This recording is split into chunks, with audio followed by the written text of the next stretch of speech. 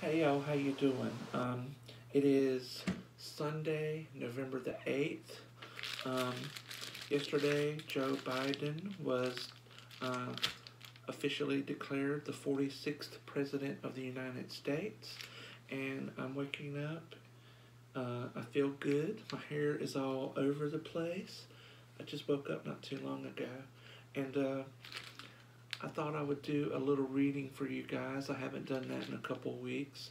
And before I do the reading, I want to tell you about this tarot deck I have here. So,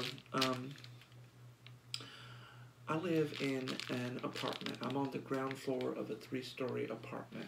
And I've lived in this apartment now 10 years as of this past September. And I've seen a lot of people come and go. And I don't really get to know my neighbors a lot. Like I did back home living in the South. I do know the lady who lives over here because we've talked more. Uh, I've given her child candy at Halloween, made up a big special bag. He's such a very well behaved little boy, unlike some of these other little kids peeking in my window and whatnot.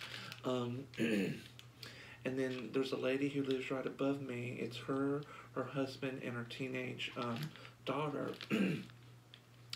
And I don't know her name, but I did get their mail accidentally once or twice, and I took it up there to them, and I've looked at the name, but it escapes me. But they have a little dog, and every once in a while, when I come home from work, or in the summer when I have this window open here, I'll see them out there letting their dog go potty, and sometimes as I'm coming and going, they'll be out there and speak. And I remember back in the summertime, I was coming or going or whatnot, and we struck up a conversation out there, and she had on a tank top, and I noticed on her neck she has this huge tattoo, and when I got closer, it looks like a necklace, but when I got closer to it, it's the runes, and that sort of opened up the door to talk about these things. I asked her, does she read runes? Does she work with runes? And she said, no, it was a quote, and she told me what it said, but I don't remember. And but that kind of opened up the door for me to mention that, I read the runes. I have some rune cards and rune sets, and I mentioned that I collect tarot decks. So probably about a month and a month and a half ago, I was sitting here in the apartment. I remember I was working on one of my lunar return charts, and I got a knock at the door. So I got up, went to the door, and it was the lady who lives upstairs. And she said, here, I remember you said that you collect tarot decks, and my friend found this in her daughter's bedroom, and she wants it out of her house, so you can have it. And I said, I thanked her politely and everything. And I really appreciated that she gave it to me, but I felt bad that some teenagers' privacy was violated, and their property was taken away from them. So what I did was I wrapped it up in this little white baggie, and what this is every Friday I like to treat myself. At work, I order Chinese for lunch, and this is what my little fortune cookie comes in, and the little sauces they give you. And I keep these things. It's like a little paper envelope, I think, and I keep them, and when I used to make mojo bags for people, I might fold them up in this and put it in the mail. Or, as you can see, I have some tarot decks that I don't have the box, so I put it in these to protect it. But I digest. Anyway, this is the back of the deck that was given to me, and when I sat down and I looked at it, it's a very Celtic looking. It's seems to be based around fairies, and I'm gonna be honest with you. I don't, when I identified it as Wiccan, I worked with the Greek deities. I never got into the Celtic at all. I don't really know a lot about fairies and fairy lore and fairy legends. The only fairies I know about are the ones I date, but I digest. So I didn't have any information on these cards, and so what I did was I took a photo of this back and I did a reverse image search, and that came up nothing. So then I took a couple of images of the cards themselves, and I did a reverse image search, and I think the second card that I photographed, it came up. So this is the Heart of Fairy Tarot, and apparently it's a collector's item. I looked it up on Amazon, and I think the book and deck runs about $179, and on eBay it was selling for about $200. So that made me feel even worse that, you know, this teenager's property was taken away. I can tell it's not a very well worn deck. It's in good condition, but I can tell it's not new. I don't remember what year this came out. And from the smell of it, they've been smoked in incense. So I really felt like this was a loved deck. And the reason I put it in this white paper was just in case it had any negative energy on it, which I didn't feel any, but sometimes stuff gets past you don't know. And I thought I would just set it up in case the parent changed their mind and decided their child can have this after all. Or if somehow the child figures out I have this deck, they can come back to me and I would gladly give it back to them. So this is my first time using this deck, and like I said, I don't know anything about fairies and fairy lore and things of that, and the Celtic and things of that nature. So when I read these cards for you, I'm just going to look at the pictures and let my intuition guide me. So I'm going to shuffle them now. And as I shuffle these cards, I just want you to take a couple of deep breaths. Whoops. Clear your mind of all thoughts and worries. Take a deep breath in through your mouth and out through your nose. And then I'm going to count to 3.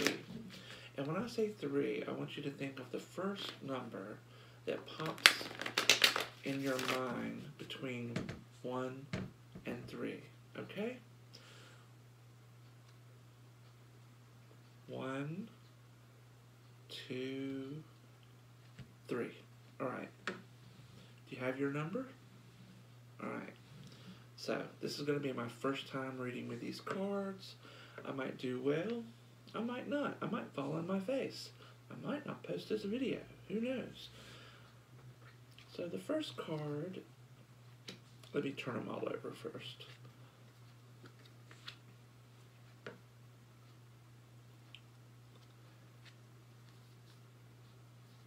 Okay. Alright, so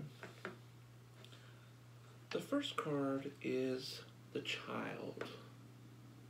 See that? And this card shows a toddler with fairy wings who is, I cannot tell if it's a boy or a girl, but that doesn't matter. They are crouching down on a large mushroom, and in the background some kind of critter is looking on. So if you chose the number 1, your message for this week is to embrace the magic of belief. You know how children have this powerful imagination, and they can harness this imagination and this belief and the childlike wonder to be very creative and positive and loving and optimistic. You are to embrace the optimism of a child, embrace the belief of a child, embrace the wonder of a child. Look at the world with childlike eyes. Get in touch with your own inner child. Sit down if you have a journal. I want you to think about your own childhood. What did you want to be when you grew up? What did you think your life would be like when you grew up? Did your life match up with your vision that you had as a child? Of course, you know, sometimes in our childlike thinking, we can be unreasonable or unrealistic, but at the core, there's a reason that we wanted to be whatever it was. Obviously, not everyone can go out and be a hero, but you can be your own version of a hero.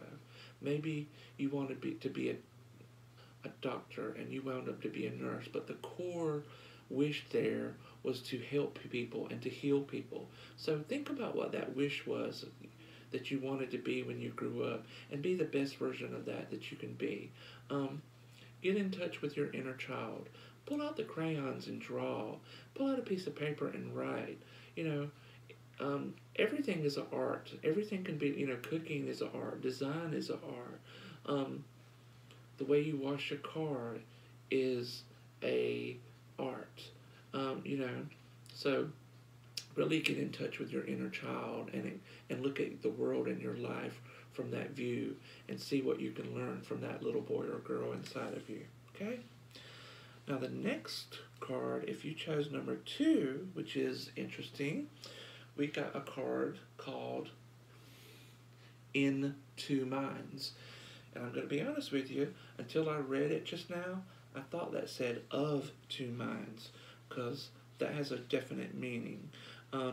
Again, I don't know anything about fairies. I don't know if this is something in fairy lore or not, but just looking at the name of the card and the picture, if you look at this picture, look at that. See that sort of shell or whatever it is above this creature? It almost looks like a turtle shell or something. Doesn't it resemble a walnut or a brain? And what we see here is the left and right hemisphere of the brain. And I'm going back to my original first thought of two minds.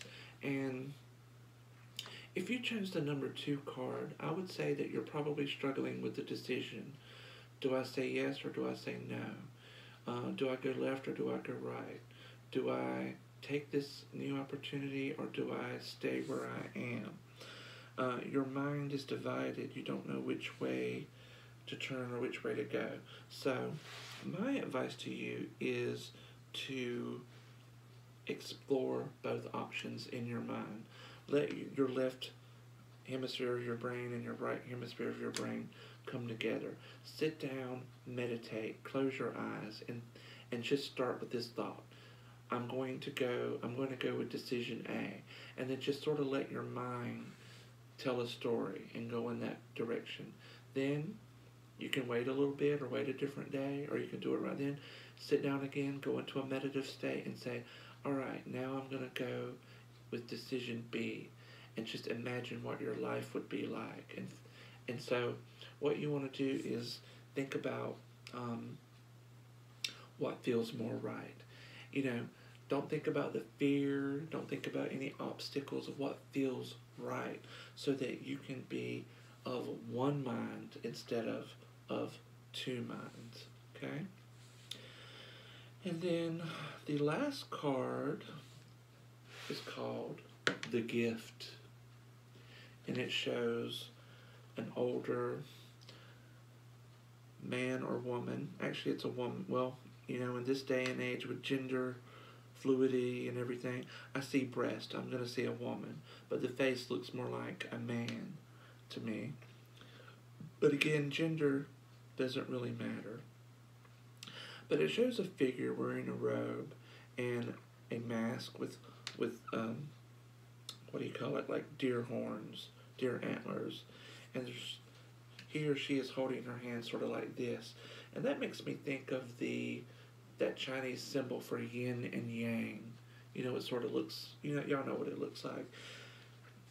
And so if you chose the number 3, you are being called to explore your own inner darkness and bring it into balance with the light, because you're struggling to find your gift, and you're struggling to figure out how to use your gift to help yourself, to have a better life, to protect yourself, to protect the people around you, to have abundance, to have prosperity, to have a better existence in this mortal plane. So in order for you to fully harness your inner gift, you have to do the shadow work. You can't, there is no light without shadow. So you think of yourself as a light worker. Light workers, they need the shadow in order to balance themselves. So to accept your gift, to find its nature and purpose, you have to going places you don't want to go in your own mind and in your own heart. Face your traumas, heal them, and claim your power. So, that is your reading for the week. I hope that you find some kind of value in this, and have a great day, everybody.